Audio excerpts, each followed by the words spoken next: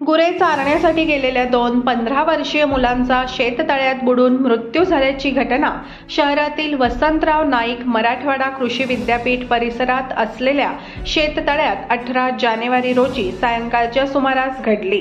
यातील मयत कृष्णा पौळ याचा मृतदेह गुरुवारी रात्री तर ओम कंधारे याचा मृतदेह शुक्रवारी 10 वाजेच्या सुमारास आढळला। मयत दोन्ही मुले सायाळा खटिंग येथील रहिवासी होते। कृष्णा बाळासाहेब पौळ वय वर्ष 15 व ओम बाबूराव कंधारे वय वर्ष 15 असे मयत मुलांचे नाव आहेत। दोन्ही मुले गुरुवारी गुरे घेऊन चारण्यासाठी वसंतराव नाईक मराठवाडा कृषी विद्यापीठात गेलेली होती। सायंकाळच्या सुमारास जनावरे घरी परत आली, परंतु मुले आली नाहीत।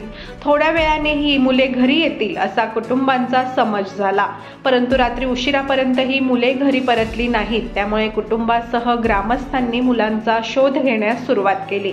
यावेळी वनामृकू विद्यापीठातील शेततळ्यात कृष्णा पौळचा मृतदेह गुरुवारी दिसून आला। त्यानंतर कृष्णाचा मृतदेह उत्तरीय तपासणीसाठी जिल्हा रुग्णालयात पाठवण्यात आला आणि नंतर शुक्रवारी पहाटेपासून शेततळ्यात ओम याचा शोध घेण्यास सुरुवात झाली होती।